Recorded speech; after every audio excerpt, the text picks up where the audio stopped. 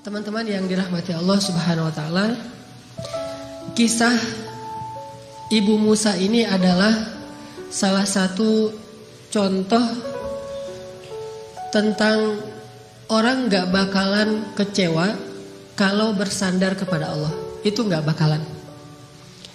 Bahkan kita bisa bilang mustahil. Mustahil seseorang itu kecewa gara-gara berpegang, bersandar, menyerahkan dirinya kepada Allah. Itu mustahil. Bukan seperti itu sunnatullah. Karena siapapun yang berserah diri kepada Allah, maka dia telah berpegang kepada tali yang paling kokoh.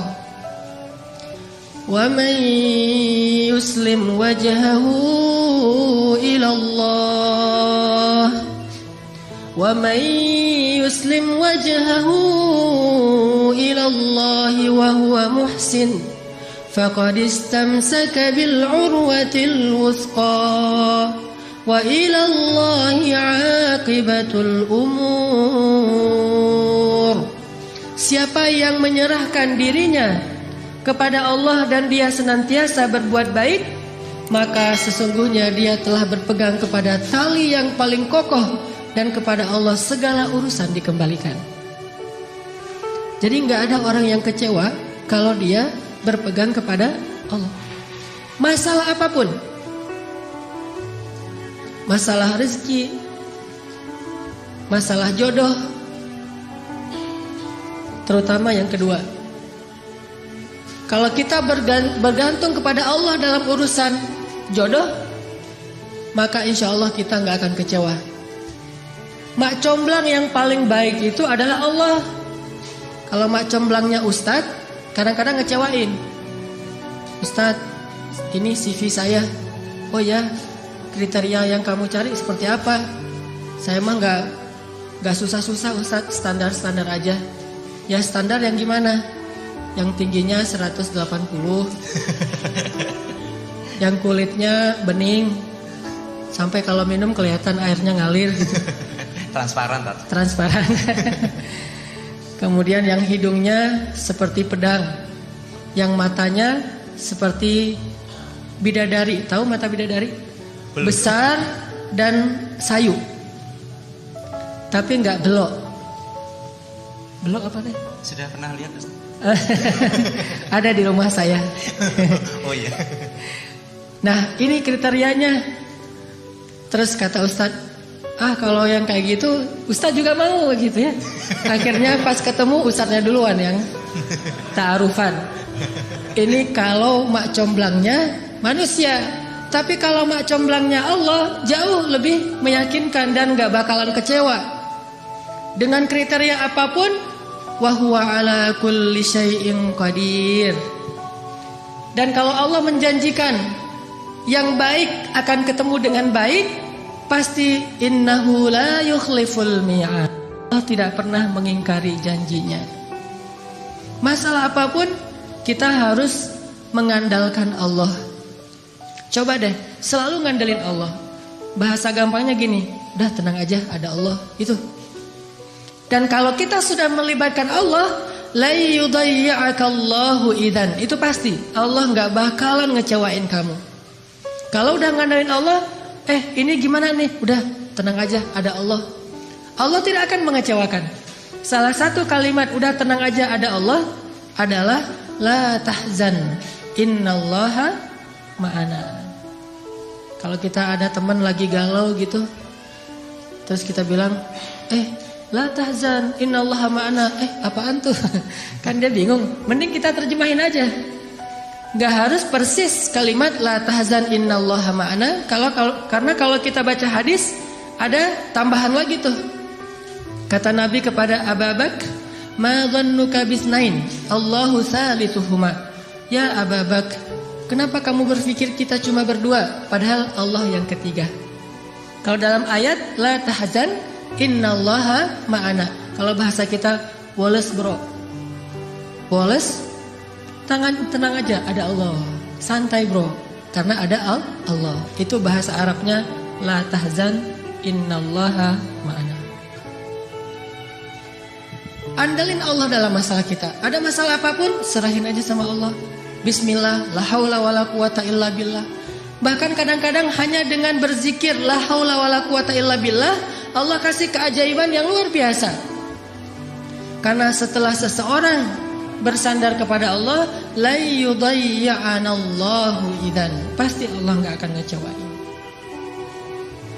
Coba teman-teman bayangin, Nabi itu udah ikhtiar habis-habisan.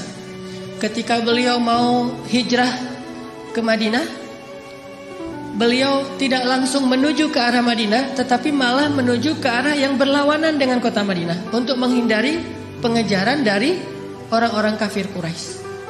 Yang kemudian beliau menginap beberapa malam di dalam Gua Thur. Sebetulnya kalau mau disebut lebih pantas bukan gua, tetapi lubang, karena kecil sekali.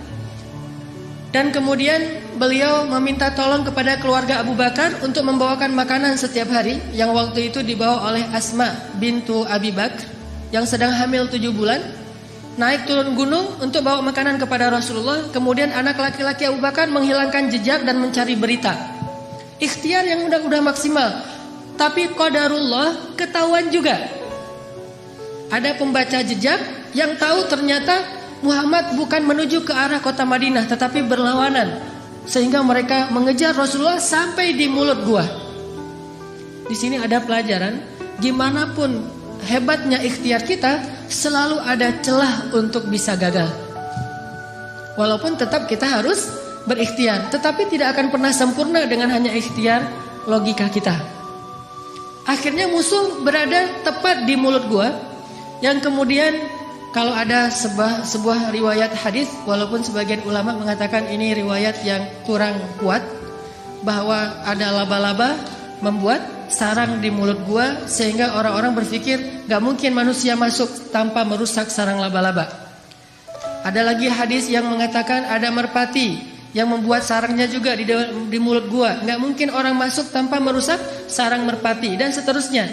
Tetapi di atas semua itu, Allah Subhanahu wa ta'ala lah yang menjadikan pandangan mereka tidak mengarah kepada Rasulullah sallallahu alaihi wasallam dan Abu Bakar. Ketika mereka berada tepat di mulut gua, kalau mereka mau ngelihat ke bawah sedikit saja melongo, itu sudah kelihatan Rasulullah dengan Abu Bakar. Tetapi Allah palingkan wajah mereka. Mereka melihat ke seluruh penjuru kecuali ke bawah kaki mereka. Sampai Abu Bakar udah khawatir sekali.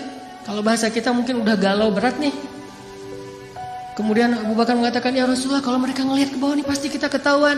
Abu Bakar tidak takut kepada mereka. Abu Bakar khawatir terhadap keselamatan kekasih beliau, yaitu Rasulullah. Bukan Abu Bakar yang penakut, apalagi Rasulullah. Hanya khawatir terhadap Rasulullah. Jangan-jangan kan kalau ketahuan Rasulullah akan disakiti. Dan Abu Bakar gak rela banget Rasulullah ada yang menyakitinya. Sehingga Abu Bakar galau berat, khawatir sekali. Dan dengan tenang Nabi mengatakan, ma dhannuka bisnaini ya Abu Bakar. Kenapa kamu pikir kita hanya berdua? Allahu thalithuhuma, la tahzan, innallaha ma'ana. Dengan kalimat itu, akhirnya musuh tidak melihat ke arah mereka, dan Allah berikan keselamatan bagi mereka. Ini kalau kita bersandar kepada Allah. Setelah selesai Rasulullah dan Abu Bakar menginap beberapa malam di Gua Thur, lalu melanjutkan perjalanan ke kota Madinah, ternyata pengejaran terhadap Rasulullah itu belum selesai, belum berhenti. Muncullah seorang pembaca jejak baru, namanya Suraqah bin Malik. Masih kafir, dan dia mengejar hadiah 100 ekor onta dari Abu Jahal kalau dia dapat membawa pulang Muhammad hidup atau mati. 100 ekor onta. Teman-teman tahu harga 1 ekor onta? 1 ekor onta itu kalau onta yang dipakai berdagang, bukan onta yang dipakai nyembelih. Kalau yang dipakai nyembelih paling 40 juta, 50 juta. Kalau yang dipakai untuk perjalanan berdagang, 1 ekornya itu 300 juta. 1 ekor ontanya 300 juta. Jadi puluhan miliar. Sehingga orang Arab di Saudi, di Irak, di Emirat dengan menjual 2 ekor onta atau 3 ekor onta, mereka bisa beli Alphard. Jadi biasa bagi mereka. Jual 10 ekor onta, beli Ferrari. Kalau kita nabung sampai meninggal, akhirnya jadi warisan, ditabung lagi nggak dapat. Jual kambing, jual sapi, jual segala macam. Karena onta itu harganya mahal, apalagi onta merah bisa sampai 700 juta. Kalau yang di Dubai itu sering diperlombakan, itu onta-onta yang berkualitas, itu satu ekornya bisa di atas 1 miliar. Kuda aja bisa sampai 3 miliar ya. Makanya Abu Jahal menawarkan, siapa yang bisa membawa pulang Muhammad hidup atau mati, saya kasih 100 ekor unta yang terbaik. Akhirnya Suraqah bin Malik semangat mencari Rasulullah SAW. Dia baca jejak di setiap penjuru padang pasir. Karena dia berpengalaman membaca jejak, dia lihat langit, dia lihat pasir yang terbang gara-gara ada orang yang berjalan cepat di padang pasir. Dia lihat merpati, dia lihat alam. Akhirnya dia menemukan Nabi SAW dengan Abu Bakar. Ketemu. Begitu sudah dekat, kemudian tiba-tiba dengan takdir Allah, Allah memperlihatkan kekuasaannya. Kuda yang ditunggangi oleh Suraqah terperosok dan jatuh.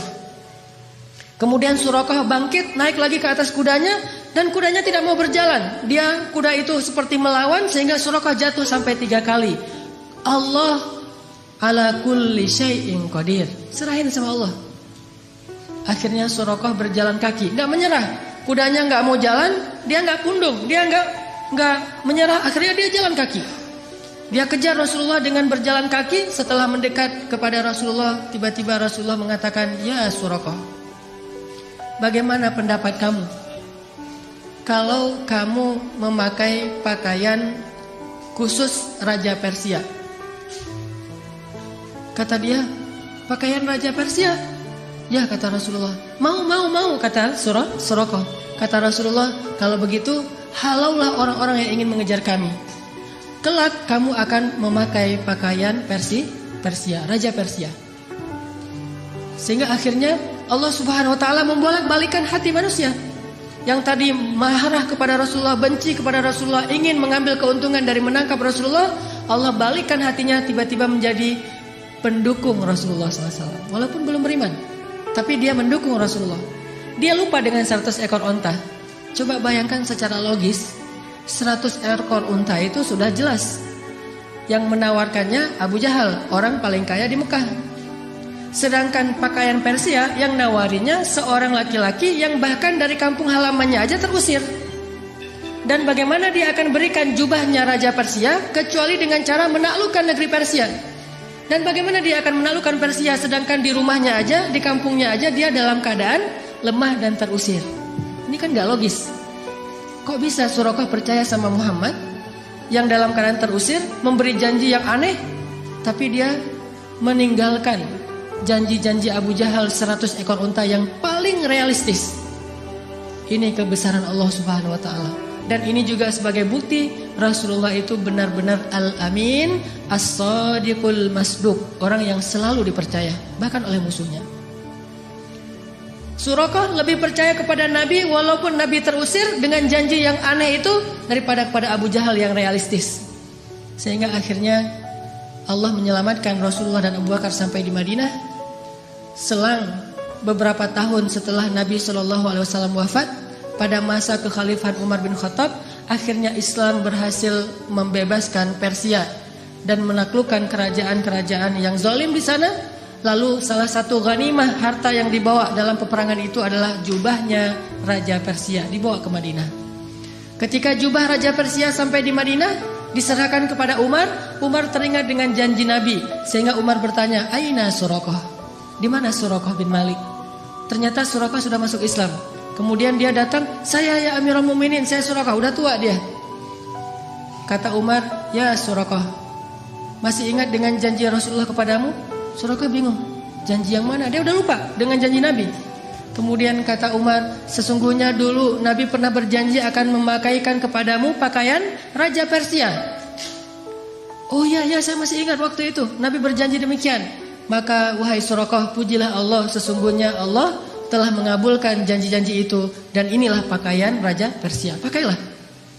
Pas dilihat oleh Suraqah, sutra semua, bagus sekali pakaiannya. Dia ganti bajunya, dia pakai baju Raja Persia, dia pakai mahkotanya, dia pakai sepatunya, dia pakai pedang yang bertahtakan banyak berlian-berlian di atasnya.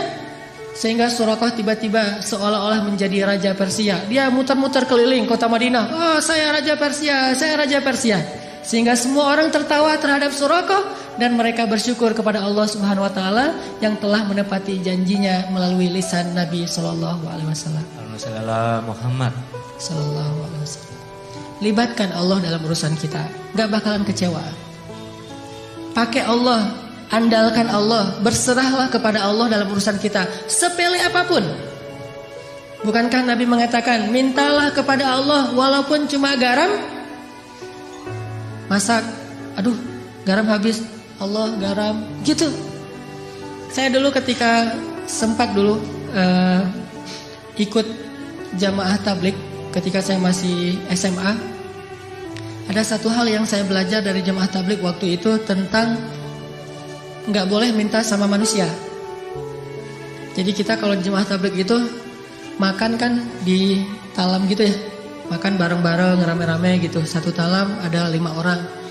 Nah, yang petugas khidmatnya membagi-bagikan lauk setelah nasinya ditaruh di talam, kemudian lauknya dibagi-bagiin.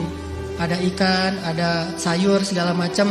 Setelah selesai dibagi-bagikan, karena mungkin jumlah pesertanya banyak, lauknya sedikit, akhirnya dibaginya sedikit-sedikit. Pas kita lagi makan, ikannya habis, maka kalau pengen minta tambahan ikan, nggak boleh minta kepada petugas, mintanya ke Allah.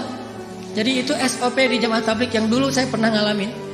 Kalau ada masalah mintanya ke Allah. Jadi kalau kita kurang lauk, Allah ikan ya Allah. Akhirnya dia dengar, oh ikan datang, Masya Allah, Allah datangkan ikan gitu. Walaupun agak lucu, tetapi sebetulnya ini mengajari tentang berharap kepada Allah. Memang lucu sih awalnya, tapi lama-lama benar-benar kerasa di hati. Begitu kurang sedikit, Allah ini sayurnya kurang sedikit ya Allah, maaf ya Allah. Akhirnya datang sayur, Masya Allah, Alhamdulillah gitu. Sampai ada teman yang lagi masak, dan dia emang chef yang udah hijrah, kemudian ikut kayak jamaah tabligh gitu. Masakannya enak. Teman-teman yang lain nanya, ini cara masaknya gimana kok enak banget? Oh gampang masaknya. Gimana? Siapkan sayur segala macam, udah gitu masukkan ke dalam air. Setelah itu beri garam sedikit, kemudian minta kepada Allah, ya Allah kasih enak ya Allah. Nanti Allah kasih enak. Ternyata tipsnya adalah minta kepada Allah. Walaupun dia mungkin punya bumbu rahasia, tapi dia nggak mau bicara tentang asbab. Dia mau bicara tentang hakikat. Minta sama Allah buat enak. Sehingga Nabi mengatakan, mintalah kepada Allah walaupun cuma garam. Mintalah kepada Allah walaupun cuma garam. Bercermin habis mandi, aduh ya Allah jerawat, gimana ya biar ini hilang. Minta sama Allah jerawat, minta ke Allah untuk dihilangkan. Siapa ada sahabat yang penyakit kulit terus minta kepada Allah dihilangkan? Tabi'in maksudnya. Uwais Al-Qarani yang menggendong ibunya kemana-mana. Dia punya penyakit kulit di seluruh tubuhnya, terus dia berdoa, ya Allah hilangkan penyakit kulit saya, sembuhkan saya, kecuali sebagian kecil saja di bagian pusar. Jadi ada syarat buat dia dalam berdoa, hilangkan semuanya kecuali sebagian di perut. Kenapa? Supaya kalau saya lihat bekas sakit di perut ini, saya teringat dengan nikmat bahwa Engkau lah yang menyembuhkan. Tiba-tiba sembuh semuanya kecuali di bagian perut. Sehingga Nabi berkata, sesungguhnya sebaik-baik tabi'in adalah Uwais Al-Qarni. Padahal Nabi gak pernah ketemu Uwais, tapi tahu namanya dan memberi berita tentang dia. Ini mungkin satu-satunya tabi'in yang disebut namanya oleh Nabi. Gak ketemu tapi kenal.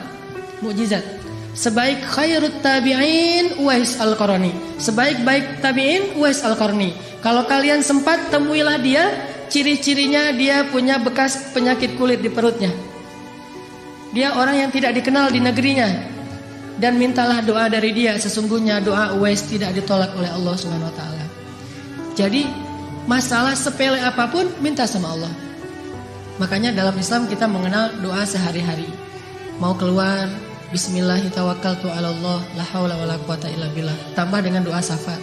Mau makan, bismikallahumma amutu wa ahya. Ya, salah. Jadi tidur gitu. Mau tidur ada doanya. Bahkan kalau Nabi baca doa tidur aja panjang banget tuh. Allahumma alja'tu dhahri ilaik wa fawattu amri ilaik, dan seterusnya dan seterusnya. Amantu bi kitabikal ladzi anzalt wa bi rasulikal ladzi arsal bismikallahumma amutu wa ahya. Mungkin kalau kita nggak hafal, ya udah bismillahirrahmanirrahim aja gitu. Standar lah ya. Kemana-mana bismillahirrahmanirrahim, la haula wala quwata illa billah. Pokoknya ada masalah apapun libatin Allah. Kalau bahasa sosial media, jangan lupa nge-tag Allah. Jangan lupa nge-mention Allah. Gimana nge-tag Allah sama nge-mention Allah? Teman-teman pernah nggak diundang makan sama atau diajak makan sama temennya, ditraktirin makan, udah gitu foto-foto karena ternyata tempat makannya itu cozy, instable, layak untuk di selfie-in gitu. Wah, ini tempat makannya cozy banget nih, selfie yuk, selfie gitu ya.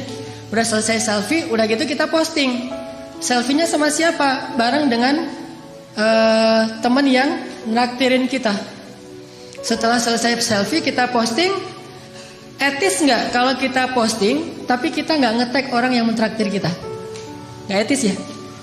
Pasti kita di captionnya tuh nulis, alhamdulillah hari ini makan enak di tempat yang cozy banget, makasih ya buat siapa gitu kan, yang udah nraktirin saya, kan gitu nge-tagnya. Begitu juga ketika kita menikmati rezeki dari Allah, agak kurang etis kita makan enak tapi Allah nggak di-tag gitu. Cara nge-tag Allah, Bismillahirrahmanirrahim. Allahumma barik lana fima razaqtana. Alhamdulillahilladzi at'amana hada wa razaqnahu min ghairi haulin minna wala quwwah. Kita nge-tag Allah, ini nikmat dari Allah, ini nikmat dari Allah. Itu baru etis. Kita ngeposting banyak nikmat tapi Allahnya nggak di-tag. Ke manusia aja nggak enak, apalagi kepada Allah. Kalau nge-mention Allah, ada sesuatu yang indah, Masya Allah, Subhanallah, Allahu Akbar, dan segala macam. Jadi setiap kali ngelihat sesuatu yang keren, kita mention. Kayak kita lagi ngelihat sesuatu yang viral di sosial media, akhirnya karena ini bagus banget videonya, inspiring, lucu, kece gitu, akhirnya kita mention ke teman kita, lihat yang ini, di mention @fulan, gitu kan ya. Maka setiap kali kita ngelihat sesuatu dari ciptaan Allah yang kece, yang keren, yang luar biasa, harusnya kita mention Allah, Masya Allah. Jadi kalimatnya tuh seolah-olah Masya Allah, Subhanallah, Alhamdulillah, aja terus. Karena kita ingin menghargai Allah. Ini artinya melibatkan Allah. Siapa yang melibatkan Allah dalam urusannya, maka Allah akan tambahkan kebaikan dan keberkahan. Fadhkuruni azkurkum, ana inda dhanni abdi bi. Ingat aku ingat kalian, dan aku tergantung prasangka hambaku kepadaku. Coba teman-teman perhatikan ayat yang tadi kita baca di Al-Qasas, kisah Ibu Musa. Ini salah satu contoh orang gak bakalan kecewa kalau ngandelin Allah. Jadi ceritanya Fir'aun itu bikin peraturan, keputusan presiden, bahwa kalau Bani Israel melahirkan bayi laki-laki bakal dibunuh. Sejak ketahuan bayi laki-laki lahir, langsung diambil sama prajurit. Ada yang dibunuh di tempat dengan digorok, ada yang dibakar hidup-hidup, ada yang dibenamkan dalam pasir, ada yang dihanyutkan ke sungai. Bahkan yang lebih menyakitkan lagi, ada yang dijadikan sebagai makanan hewan-hewan peliharaan Fir'aun di istana. Harimau, singa, bayi-bayi Bani Israel. Yuzabbihuna abna'akum wa yastahyuna nisa'akum. Mereka membunuh bayi-bayi laki-laki kalian dan memperbudak perempuan-perempuan kalian. Dan itu ayatnya banyak sekali. Sampai setelah sekian tahun bayi laki-laki Bani Israel terbunuh terus, akhirnya Bani Israel ini kekurangan laki-laki. Karena kekurangan laki-laki yang bekerja di kuli-kuli bangunan segala macam sudah berkurang. Budak-budak sudah berkurang, yang kuat-kuat sudah nggak ada. Akhirnya Firaun mengubah kebijakannya, karena dia juga takut kehilangan budak. Orang Kipti itu nggak mau kerja. Orang Mesir asli namanya Kipti, bahasa Inggrisnya Egyptian. Tetapi Islam tidak mengenal Egyptian, hanya mengenal Misri. Makanya udkhulu Misra aminin, masuklah Mesir, bukan masuklah Egypt. Kalau dalam Al-Quran, Mesir itu tidak disebut Egypt. Kenapa orang Inggris nyebutnya Egypt? Karena ingin menghilangkan sejarah Islam dan mengambil sejarah Fir'aun, bahwa yang tinggal di sana itu suku Kipti atau Egyptian. Orang Egyptian ini, orang Kipti ini malas bekerja, terbiasa santai gitu. Sehingga kalau ada masalah, mereka tidak bisa ngandelin diri mereka sendiri, selalu mengandalkan Bani Israel. Akhirnya Fir'aun mengubah kebijakannya. Yang tadi semua bayi dibunuh, sekarang kebijakannya berubah. Setahun boleh melahirkan anak laki-laki, tahun berikutnya gak boleh. Jadi selang-seling. Dan qadarullah, Harun lahir di tahun bolehnya lahir anak laki-laki. Makanya nggak ada kisah Harun dikejar-kejar sama tentara. Dia aman. Begitu dia lahir, oh ini tahun yang boleh lahir anak laki-laki, tumbuh tanpa ada ancaman. Kakaknya Musa. Sedangkan Musa lahir di tahun nggak boleh lahir anak laki-laki. Sehingga saat Musa lahir, ibunya langsung bingung, ini bagaimana menyelamatkan bayi ini. Saya nggak rela kalau bayi ini dibunuh. Ini bayi punya aura yang luar biasa, lebih daripada kakaknya Harun, padahal dua-duanya nabi. Akhirnya Allah ilhamkan kepada ibu Musa lewat mimpinya. Kemudian ibu Musa konsultasi dengan ulama-ulama Bani Israel, dan ternyata mimpi itu benar. Dia disuruh menghanyutkan Musa ke sungai Nil. Ini tidak logis, tetapi tidak butuh logis kalau yang menyuruhnya Allah Subhanahu wa taala. Gak harus logis kalau yang menyuruhnya Allah, karena logika atau hukum ilmiah itu adalah ciptaan Allah. Allah bisa melakukan sesuatu dengan hukum ilmiah atau tidak dengan hukum ilmiah, atau bahkan bertentangan dengan hukum ilmiah. Seorang lahir tanpa ayah, tanpa ibu, Adam. Atau tanpa ayah hanya punya ibu, Isa. Atau bahkan seekor onta lahir bukan dari induknya tapi dari batu, untanya Nabi Shalih. Allah bisa melakukan sesuatu sesuai dengan hukum ilmiah, bertentangan dengan hukum ilmiah, atau tidak seperti hukum ilmiah. La haula wala quwata illa billah. Sehingga akhirnya setelah diyakinkan oleh banyak ulama, banyak kiai-kiai Bani Israel, Bu, hanyutkan bayinya ke sungai Nil, serahkan sama Allah, udah biarin aja Allah yang ngurus. Tapi nanti kalau hanyut gimana? Nanti kalau dimakan kuda Nil gimana? Nanti kalau sampai ke Sudan, kan Nil itu panjang ya, melintasi dua negara, Mesir dan Sudan. Tapi kemudian diingatkan lagi, Allah tidak akan mengecewakan. Bukankah Allah mengatakan, kami pasti akan mengembalikannya kepadamu wahai ibu Musa? Maka la tahzani, jangan khawatir wahai ibu Musa. Udah gak usah khawatir. La takhafi wa la tahzani, jangan takut, jangan sedih. Jadi kalau kita udah benar-benar bersandar sama Allah, hilang rasa takut yang berlebihan, galau yang berlebihan itu hilang. Jadi orangnya santai, udah tenang aja, ada Allah. Akhirnya ibu Musa menghanyutkan bayinya ke sungai Nil dengan sebuah tabut kayak keranjang gitu. Dan Allah punya skenario yang sangat unik. Yang tadi dihanyutkan ke sungai Nil menghindar dari Fir'aun, ternyata justru Allah membelokkan keranjang itu masuk ke sebuah selokan yang membawanya ke arus tempat pemandian keluarga Fir'aun. Jadi dihindarkan dari Fir'aun, malah didatangkan kepada Fir'aun. Ini unik skenario Allah. Makanya gak harus logis untuk taat. Taat aja, ntar Allah memberikan kita pemahaman. Logika manusia butuh waktu untuk memahami maksud Allah. Al-Quran aja dibuktikan secara ilmiah kadang-kadang setelah 1000 tahun. Marajal bahraini yaltaqiyan bainahuma barzakhul la yabghiyan. Mungkin para sahabat dulu bingung, mana ada dua laut yang bertemu tapi tidak bercampur. Apakah gara-gara belum bisa dipahami, belum logis lantas dibantah? Logika kita itu loadingnya lambat. Butuh waktu 1000 tahun hanya untuk membuktikan kebenaran satu ayat. Coba kalau belum terbukti kita gak beriman, butuh 1000 tahun. Usia kita cuma 60 tahun. Maka katakan saja sami'na wa ata'na, serahin sama Allah.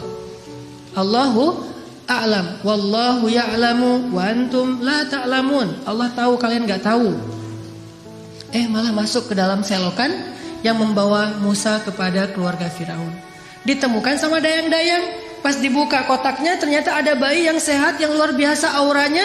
Semua orang yang lihat pasti jatuh hati kepada bayi ini. Dibawa masuk ke istana, diserahkan kepada istri Firaun. Langsung istri Firaun jatuh hati. Dan qadarullah, waktu itu istri Firaun belum punya anak, sehingga sangat menginginkan anak laki-laki. Dan ini yang paling keren nih. Apa kata istri Firaun? Qurratu ainin li walak. Anak ini menyejukkan hati saya dan hatimu wahai Firaun. Apa kata Firaun? Laki la liya. Menyejukkan hatimu, hati saya tidak, kata Firaun. Dari sejak awal juga mereka udah musuhan. Musa juga ngelihat Firaun. Lihat aja. Dari bayi. Cerdas ini bayi. Jadi dari bayi juga udah tahu, ini bakalan musuh saya. Dan itu sahih beritanya. Apa sahihnya? Sampai suatu malam ketika Asyah gendongin Musa Musa ngeklek gitu ya, ketawa sama Asia, sama istri Firaun, ibu angkatnya. Sedangkan Firaun dari kejauhan dia aja nggak mau dekat-dekat. Karena Firaun tahu bahwa ini bayi Bani Israel yang dilempar ke sungai Nil gara-gara takut dibunuh. Dia nggak rela. Cuman karena dia terlalu sayang sama istrinya yang cantik dan tidak punya anak, dia sabar. Nanti kalau udah gede bakalan dibunuh. Itu rencana Firaun. Sehingga akhirnya Asia bilang pada Firaun, ya Azizi, itu panggilan Firaun dari istrinya. Wahai suamiku tercinta, ya Azizi, coba kamu gendong bayi ini, dia lucu loh. Kamu selama ini mungkin belum pernah coba aja, coba gitu. Diantarkan kepada Firaun, kata Firaun, moh gitu ya. Bahasa Arabnya moh. Enggak gitu. Enggak, kamu coba aja. Akhirnya karena dipaksa sama istrinya, dia pegang sama Firaun. Begitu dipegang, Musa yang tadi ngeklek, ketawa, tiba-tiba cemberut.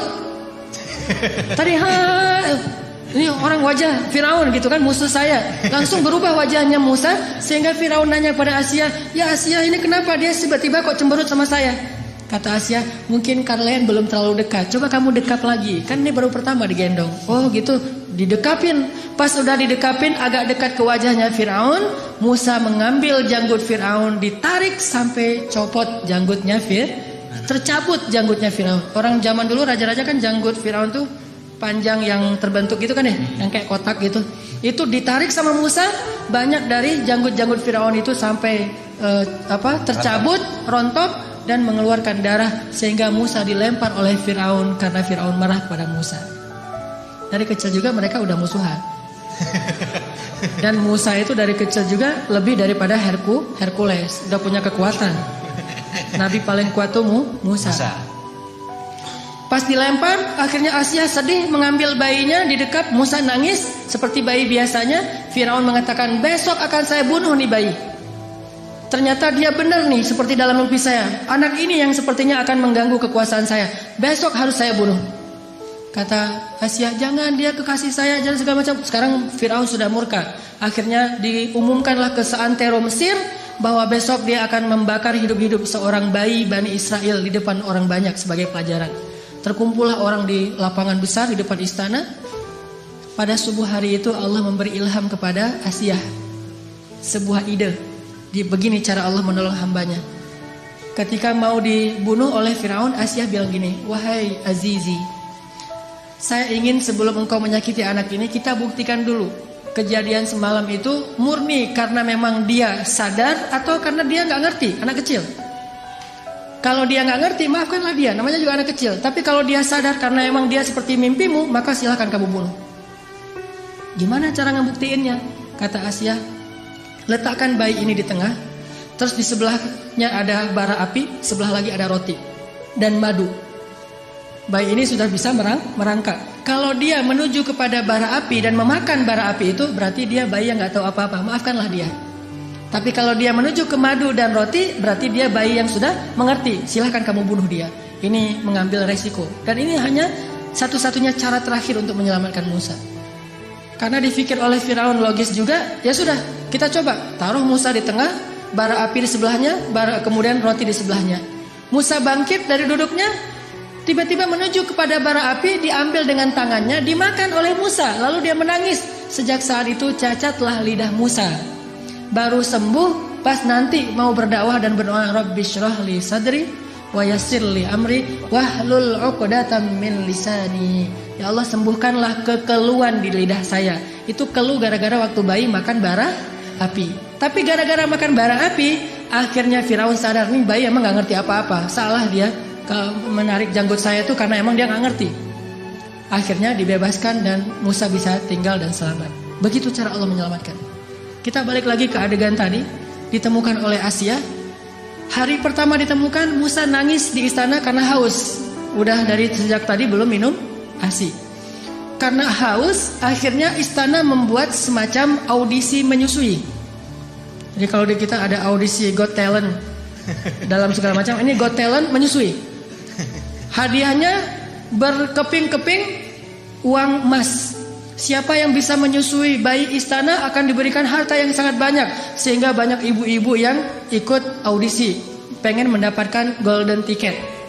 Ngantri ini, wah, selfie-selfian gitu di depan istana Firaun. Wah, ikut audisi gitu ya. Datang menyusui, gagal yang satu, gagal aja terus. Kalau dalam bahasa sekarang, kalau aku sih yes, nggak tahu Mas Anang gitu ya. Gagal aja, nggak ada yang lulus audisi. Ternyata di baris terakhir dari antrian itu ada mbaknya Musa yang nggak disebutkan namanya. Jadi keluarga Musa ini ada 3 orang soleh, kakaknya Harun, kemudian mbaknya yang nggak disebutkan namanya, kemudian Musa. Ini 3-tiganya anak-anak yang soleh-soleha. Mbaknya Musa tadi ditugaskan oleh ibunya mencari berita tentang adiknya, tentang bayi Musa. Mbaknya ikut antrian, padahal masih ABG, tapi pengen nyusuin, kan ini agak aneh nih. Sehingga pengawal bilang, kamu mau ngapain? Mau ikut audisi. Lah, ini untuk orang yang sudah punya anak, tetapi saya bisa menawarkan orang yang baik untuk bisa menyusui bayi itu. Setelah debat panjang, akhirnya ikut juga. Ternyata ini yang lulus audisi. Kalau aku sih yes gitu. Apa kata dia kepada keluarga Firaun? Maukah kalian saya tunjukkan keluarga yang bisa menyusui dan berlaku baik kepada anak ini? Kata Asia, ya sudah bawa mereka ke sini. Kalau mereka bisa, nanti saya kasih hadiah yang banyak. Pulang langsung si mbaknya Musa lari ke rumah, mak gitu. Apa itu adek lagi nangis minta susu. Terus kenapa? Nggak ada yang bisa menyusui dia. Mungkin mak yang bisa menyusui dia. Akhirnya ibunya datang. Begitu didekap oleh ibunya, namanya juga ibu sendiri, langsung saya sih yes. Akhirnya ibunya lulus audisi. Ngelihat Musa diam di tangan ibunya, akhirnya Asia pun jatuh hati kepada keluarga itu dan mengatakan, hadiah untuk kalian adalah emas dengan sangat banyak, berkilo-kilogram emas. Bukan hanya itu, mulai sekarang tinggallah di istana. Sehingga akhirnya ibunya Musa tinggal di istana, ayahnya Musa tinggal di istana, mbaknya Musa tinggal di istana. Kemudian masnya Musa tinggal di istana, Musa juga semuanya tinggal di istana, dirawat dan dibiayai oleh negara, oleh istana, oleh kerajaan, dan mereka mendapatkan gaji yang sangat besar. Siapa yang ikut cara Allah pasti beruntung. Bayangin kalau dulu ibu Musa nggak percaya dengan perintah Allah, masa sih dihanyutin ke sungai Nil segala macam? Mungkin selamanya mereka jadi buronan, pindah-pindah dari satu negeri karena takut dikejar oleh tentara Firaun, dan selamanya miskin. Tapi karena dia ikut cara Allah, wa may yattaqillaha yaj'al lahu makhraja wa yarzuqhu min haitsu la yahtasib wa may yattaqillaha yaj'al lahu min amrihi yusra. Siapa yang bertakwa atau taat kepada Allah, Allah kasih jalan keluar. Siapa yang taat kepada Allah, Allah kasih rezeki yang tidak terduga-duga. Siapa yang taat kepada Allah, Allah mudahkan setiap urusannya. Keep the faith, as-thiqah billah. Percaya deh sama Allah.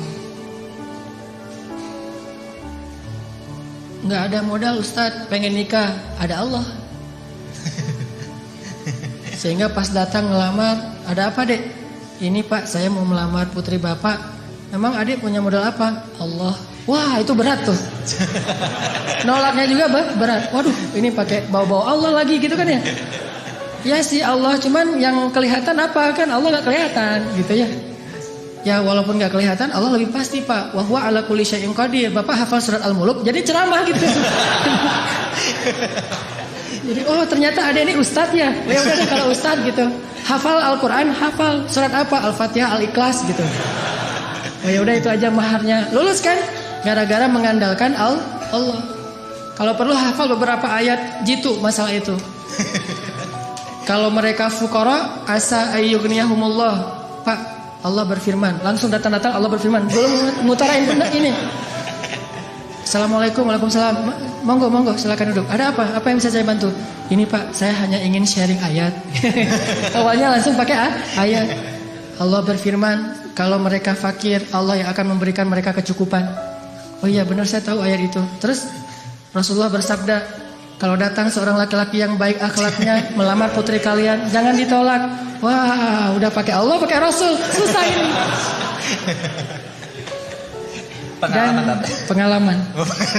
Kalau ngandelin Allah itu selalu berhasil. Makanya saya tuh pernah dulu awal-awal saya belajar mobil, dulu saya suka ngebut-ngebut di jalan. Jadi bawa mobil dengan gaya motor. Kalau gaya motor kan selap-selip tuh. Bawa mobil kan gak bisa gitu. Tapi karena saya emang senengnya ngebut, gak sabaran. Di jalan saya ngebut. Tiba-tiba di gang di Bandung tuh ada tentara naik motor keluar dari gang. Saya tabrak. Sampai dia terjungkir jauh beberapa meter. dan motornya itu ringsek. Alhamdulillah orangnya luka. Nggak meninggal maksudnya, luka. Lalu dia pakai baju dinas kan?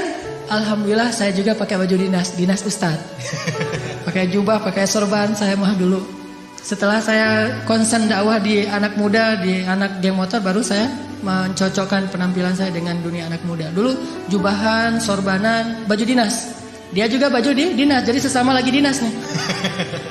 Pas dia awalnya wajahnya udah merah mau marah, saya keluar dari mobil ngelihat wajah saya, ini kiai kualat nih kalau saya macam-macam.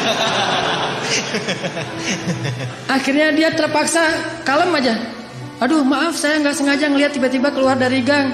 Oh ya nggak apa-apa, saya mah dinas di situ di Baros, itu salah satu kantornya di Baros saya dinas. Ya saya juga lagi dinas ke masjid. Mau ngajar ada pengajian sore ini. Oh ya udah nggak apa-apa Pak Ustadz, nggak apa-apa gitu. Udah aja. Ini gimana nih motornya? Nah gampang, nanti saya suruh orang untuk ngambil motornya. Udah alhamdulillah saya ganti rugi, dia nggak mau, selamat. Kenapa? Pertama mungkin ya karena Allah masih ingin menyelamatkan saya dari suatu musibah. Bukan karena kebaikan saya, tapi karena kemahaagungan Allah. Dan di sisi lain mungkin salah satu rahasianya saya baca doa safar sebelum keluar. Soalnya ketika saya beli mobil saya nggak mau pakai asuransi, sehingga karena nggak pakai asuransi doa safarnya lebih serius. Kalau pakai asuransi kan tenang ada asuransi. Tapi kalau nggak ada asuransi ada Allah, berarti doa safarnya yang panjang. Bismillahirrahmanirrahim wa mursaha bismillahirrahmanirrahim subhanalladzi sakhkhara lana. Panjang, setengah jam doa safar doang. Kenapa? Ya Allah, ini mah enggak ada asuransi gitu. Jadi karena enggak ada asuransi doanya lebih serius. Kalau ada asuransi, ada TLO, ada all risk kan gampang, ntar tinggal diklaim. Intinya karena ngandelin Allah, Allah mudahkan urusannya. Selalu kayak gitu. Kalau melakukan sesuatu karena Allah, selalu Allah mudahkan. Tapi kalau kita tidak melibatkan Allah, bara'atum minallah, Allah berlepas tangan. Dan kalau Allah berlepas tangan, siapa lagi yang bisa memudahkan selain Allah Subhanahu wa ta'ala? Libatkan Allah. Ada seorang sahabat datang ke Nabi. Dia bilang gini, ya Rasulullah, anak saya ditawan sama musuh. Ternyata anak dia itu ikut berjihad dan ketangkap sama musuh, ditawan. Dan musuh minta tebusan sekian ratus dinar, kalau nggak ditebus akan dibunuh. Dan waktu itu sahabat-sahabat yang kaya banyak yang lagi di luar kota juga lagi diutus untuk dakwah dan jihad, sehingga tidak ada sahabat yang bisa membantu laki-laki ini. Rasulullah juga nggak punya apa-apa, nggak punya harta.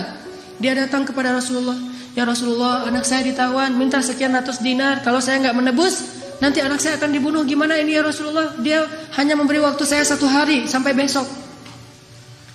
Kemudian Rasulullah mengatakan, ya wahai bapak, ya Syekh, perbanyaklah mengatakan la haula wala quwata illa billah. Oh gitu, ya Rasulullah, ya gitu.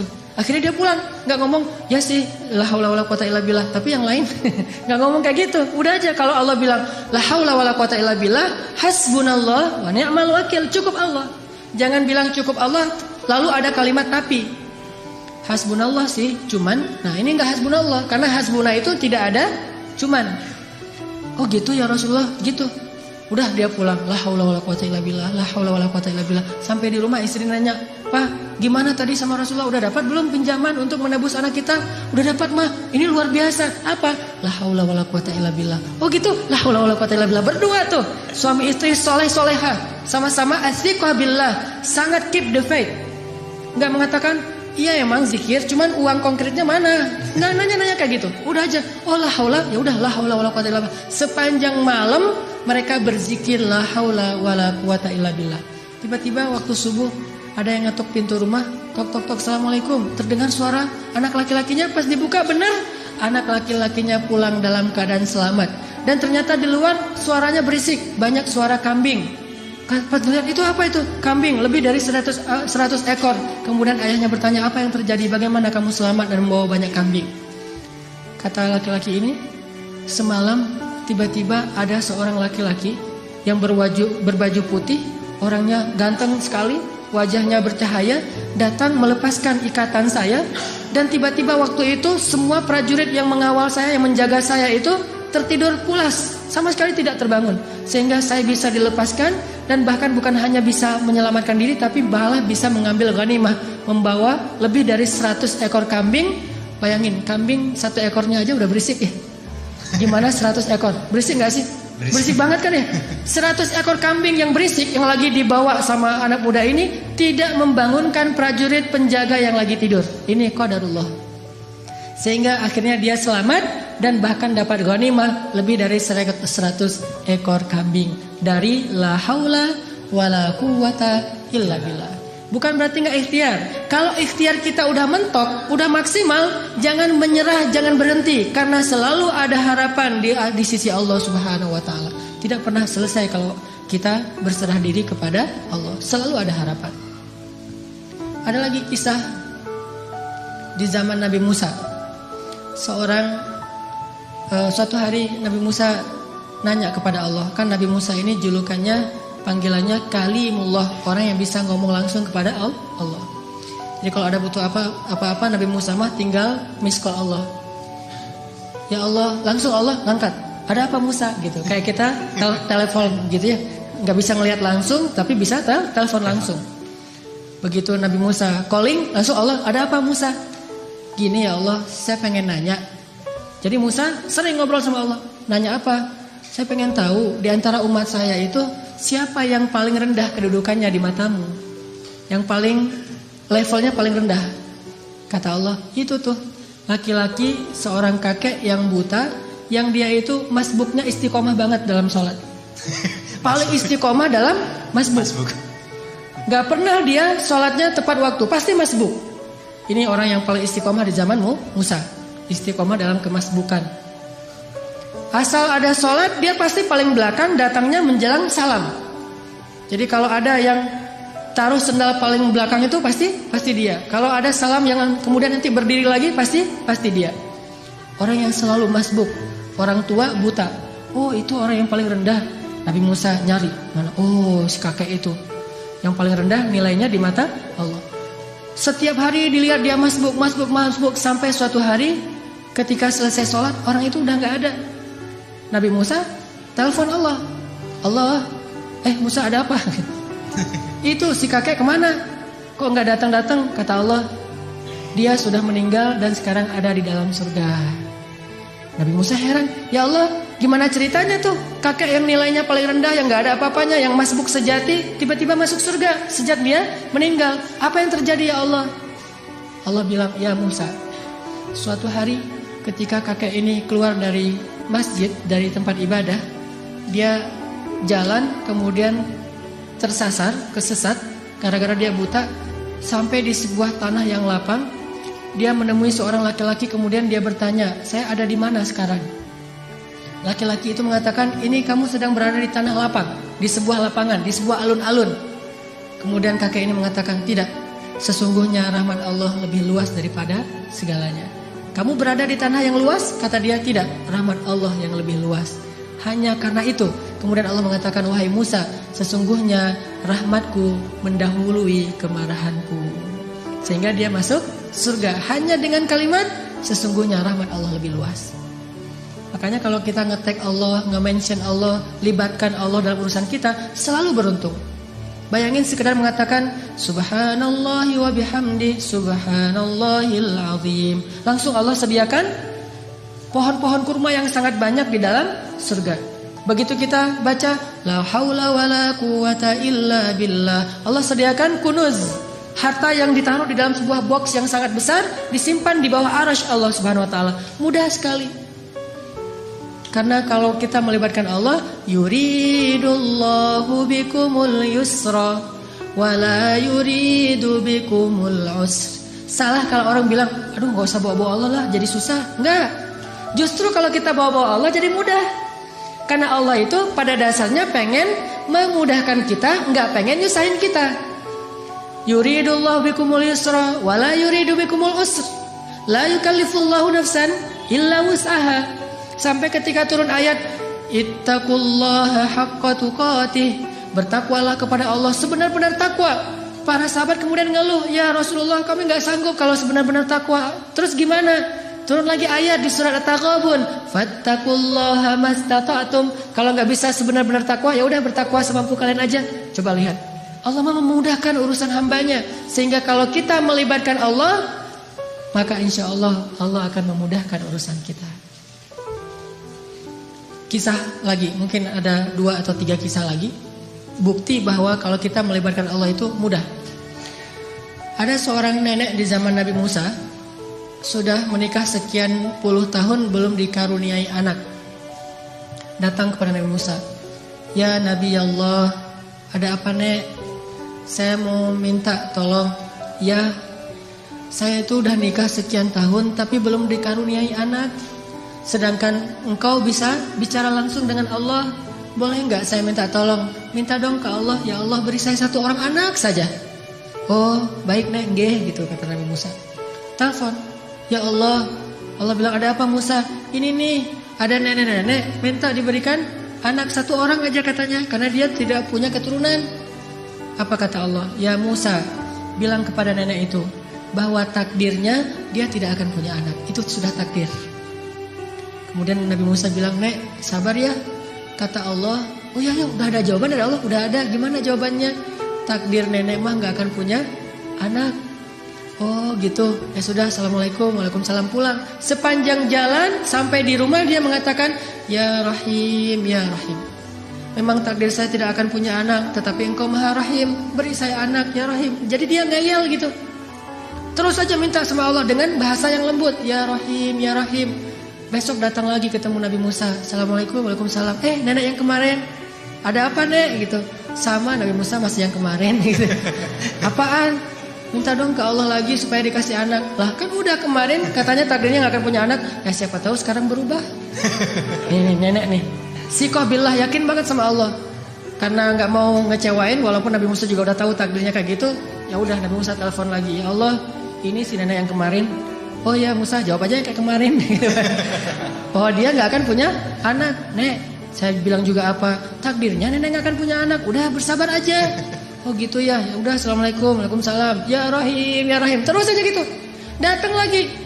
Nenek yang sama, nek. Sama jawabannya. Belum ngomong juga udah dikasih tahu aja jawaban. Tapi kata nenek, coba minta lagi. Mudah-mudahan Allah udah mau ngasih sekarang. Ya Allah, nenek yang kemarin datang lagi. Wahai Musa, takdirnya gak akan punya anak. Nek, memang udah takdirnya kayak gitu. Sabar aja. Gimana tuh caranya nek? Udah takdir Allah gak akan bisa dirubah. Oh gitu, ya Rahim, ya Rahim. Pulang terus. Setelah sekian lama gak datang-datang. Setelah beberapa bulan akhirnya dia datang bawa bayi. Gendong bayi datang ke Nabi Musa. Assalamualaikum gitu. Oh waalaikumsalam. Nenek yang dulu. Ya terus itu siapa? Anak siapa? Anak saya. Hah? Ya Allah, ini ceritanya gimana nih? Kok bisa nih nenek punya anak? Nabi Musa nelpon Allah. Gimana nih ceritanya nenek yang takdirnya gak bakalan punya anak tiba-tiba bawa bayi? Kata Allah, ya Musa, setiap kali saya bilang takdirnya gak punya anak, dia bilang ya Rahim, ya Rahim. Dibilang lagi gak punya anak, dia bilang ya Rahim, ya Rahim. Wahai Musa, ketahuilah sesungguhnya rahmat saya mendahului takdir. Sehingga dengan rahmat Allah, Allah mengubah takdir nenek ini yang tadi gak punya anak jadi punya anak. Kalau kita baca hadis-hadis Nabi tentang kisah-kisah para anbiya itu luar biasa. Intinya adalah mereka selalu mengandalkan Allah dan selalu mendapatkan janji-janji yang Allah pernah janjikan kepada mereka. Gak pernah kecewa. Mungkin cerita terakhir yang sangat populer itu adalah cerita Siti Hajar. Ini bagi saya menakjubkan banget nih ceritanya. Nabi Ibrahim bawa Siti Hajar dari Palestina ke Mekah, melintasi gurun pasir hanya bertiga saja. Ibrahim, Hajar, Ismail kecil. Karena Allah memerintahkan Ibrahim, bawa keluargamu ke sebuah biwadin ghairi dzi zar', kepada sebuah lembah yang tidak ada kehidupan di sana. Bawa ke sana. Di Bakkah, yang kemudian namanya menjadi Mekah. Akhirnya Ibrahim bilang ke Hajar, Hajar, yuk kita hijrah gitu. Hijrah kemana mas? Hajar gak nanya-nanya hijrah kemana. Udah aja, oh hijrah ya sami'na wa ata'na. Dibawa gitu jalan kaki melintasi padang pasir. Berhenti sebentar di rest area, makan, minum seadanya, lanjut lagi. Gak pernah nanya, mas ini kemana sih kok gak sampai-sampai? Gak pernah Hajar nanya kayak gitu. Atau gak pernah juga dia bilang, mas turunin saya aja di mall itu nanti dijemput lagi. Enggak ngomong nurunin di mall mana, di rest area mana, di masjid mana, ntar kalau udah beres urusannya baru jemput lagi. Enggak, sami'na wa ta'na. Ini istri soleha banget. Ikut aja gimana kata suami. Sampai udah di lembah yang tandus, baru Ibrahim mengatakan, ya Hajar, disinilah tempat yang dijanjikan. Tinggallah kita di sini. Ya siap, sami'na wa ta'na, tinggal bikin tenda kecil untuk bayinya. Hari kedua setelah tinggal di situ, baru Ibrahim bilang, ya Hajar, saya akan kembali ke Palestina. Tinggallah kalian di sini. Baru setelah sekian lama Hajar diam, kali ini Hajar udah gak kuat untuk diam. Baru dia nanya, ya Ibrahim, engkau tinggalkan kami di sini bersama seorang bayi dan tidak ada siapa-siapa, bahkan air dan kehidupan pun tidak ada di sini. Wahai Ibrahim, bagaimana engkau akan tinggalkan kami? Ibrahim gak tega untuk menjawab. Akhirnya Ibrahim pergi aja tanpa berbicara. Karena Ibrahim pergi, akhirnya Hajar mengganti pertanyaannya. Dan pertanyaan kedua ini lebih benar dari pertanyaan pertama. Kalau pertanyaan pertama, gimana engkau meninggalkan kami sendiri? Pertanyaan yang keduanya adalah, Hajar tanya kepada Ibrahim, ya Ibrahim, Allahu amaraka bihada? Apakah Allah yang menyuruhmu melakukan ini?